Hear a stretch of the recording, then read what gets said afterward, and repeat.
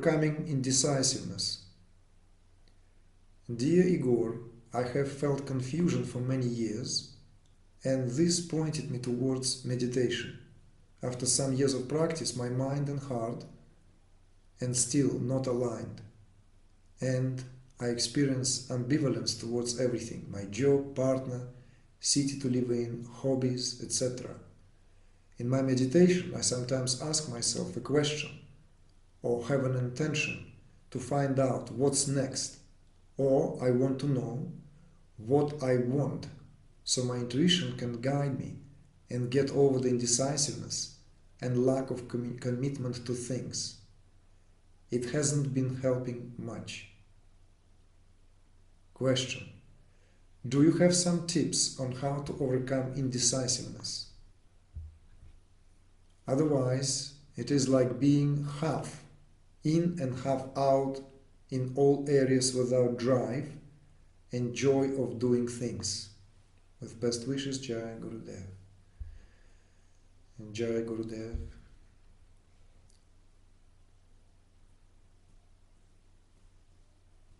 Do I have tips on how to overcome indecisiveness? Well, in Bach flower remedies, there is a flower called scleranthus. I think it's meant to work for lack of decision making. And I'm not kidding. I remember that in every flower remedy. You heard about Bach flower remedies. They sell them in many places now these days. What does that tell us about it? It's that psychological states, various psychological states, have somehow can be affected, of course, internally and externally. There's nothing wrong in trying to implement certain therapeutical applications to find the greater balance, because after all, this is not a drug. You can find this in other medical systems. In Ayurveda, indecisiveness primarily result of lack of certain groundedness. When we don't feel grounded, when we're all over the place, maybe vata, maybe something else, maybe a combination of the certain imbalances that create the psychophysiological imbalances that then makes it difficult for us to settle on something. So in other words, you see, I'm not discouraging to look from various different perspectives. But since you're asking me here, and I'm not a therapist and I'm not a Bach flower remedy consultant, I have to come up with something of my own.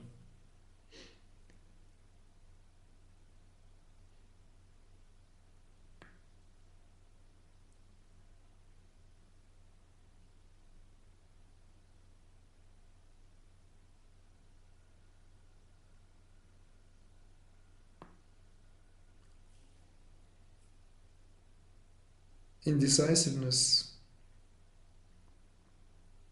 very often an outcome of not being convinced enough or not having enough reasons to pursue something. I want to give you an immediate example. You've been walking in the forest, suddenly you can hear sounds, and you see the bear. There will be no indecisiveness, there will be no time to think. You will gather yourself together and you wouldn't even know which leg moves before which one.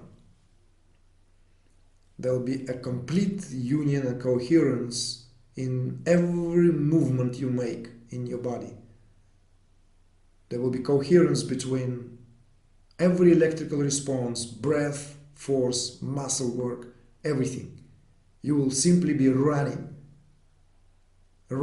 in your totality. You will be running away into safety. Dramatic example, right? Why do I want to give you this example? Because there's no time for indecisiveness. It's almost automated response. And very often we are faced in situations in life when we forget that we are not actually indecisive, we're very decisive. Very decisive. You try to cross the street in Athens, and in Athens it's known, the city, what at least used to be in the past, I don't know. Maybe the mayor sorted this out, but the cars don't stop on the zebra crossings even if the light for the cars is red and green for the pedestrians. The cars still drive, and it's up to you, it's at your own risk and discretion to cross the street. So you have to be very decisive. You either run for your life across the street, right? Because the car that runs is not considering that you will not run. It knows that you're supposed to run because that's how it is in Athens. Am I trying to be funny here again, right? No, I'm not. I'm dead serious. Because there is not enough propensity, there's not enough invested from you. That's why. When we're not invested in something, then this indecisiveness comes. I often say that when a verse comes through you, it's not up to you to come up with the verse or not. It will come and it will be written.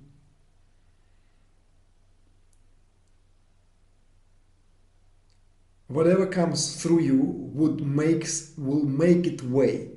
That's the way it works. So when you speak about this ambivalence towards everything, to your job, to your partner, city you live, your hobbies, why don't you give yourself a simple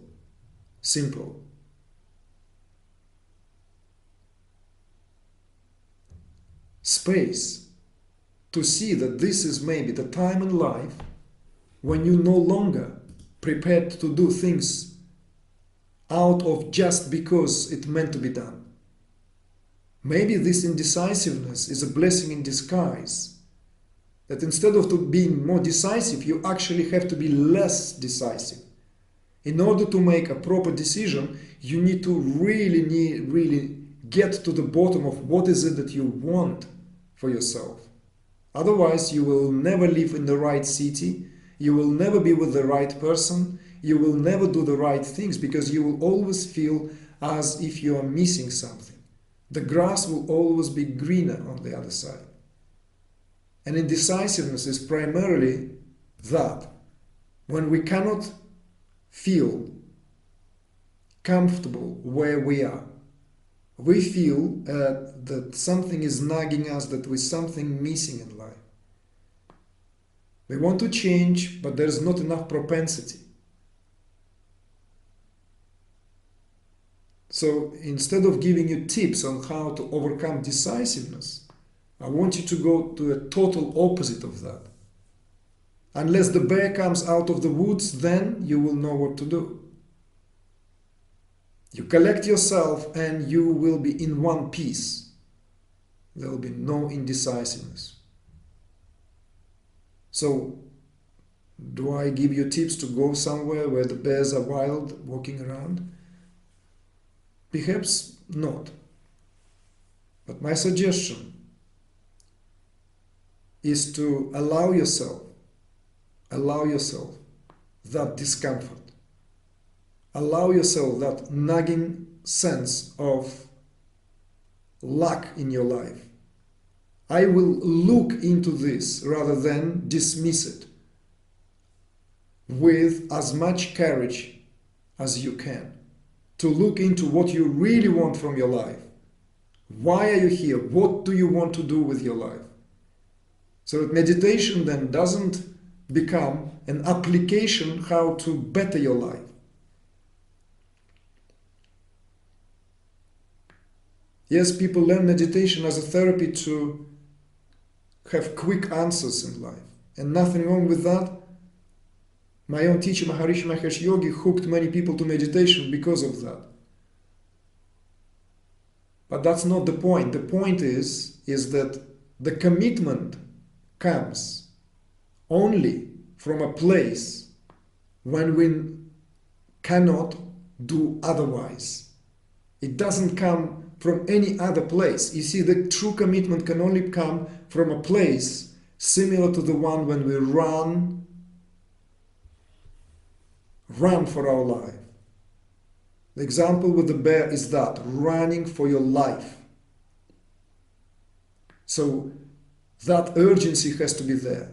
But that urgency would not be there if everything is just that surface plus it's something feeling, but that I don't want to go deeper, it's not pleasant, I don't like it. Maybe in meditation I'll have better answers. You can try. Instead, I simply encourage you to go to this deeper register of your indecisiveness and see what's behind that indecisiveness. Where it comes from, how far indecisive you are. Where do you really, really ought to apply that decision making? And things will be much clearer. Then very different questions will be there out to deal with.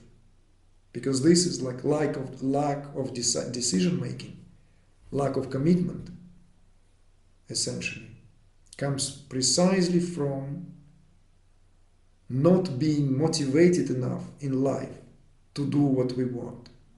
But that motivation cannot be granted unless we are prepared to go to some extremes.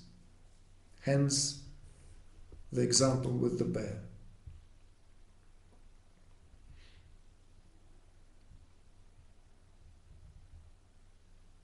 When I say extremes here, extremes is not going halfway to how you feel inside about something. That's what I mean. Just so that you understand, that's what I mean by not stopping halfway through. Then your job, your partner, the city you live in, the hobbies, everything we do in life is a result of this very moment of evolution. Everything, from moment to moment to moment to moment. Being fully present to this moment removes all these questions of decision making. From time to time, of course, we have the decisions. Do I want to live in Costa Rica or do I want to live in Costa Brava? But then once you are in one of those coasts, you are no longer questioning your environment. You just give yourself fully to what that is. Fully, completely and fully and utterly. Until you move elsewhere, if that's what you want to do. Some people move all the time. I did. There's a nomad deep down. You know, if you have this nomadic blood in you, you'll get a great kick out of moving, you know. No matter how sweet is the settled life, it's not going to do.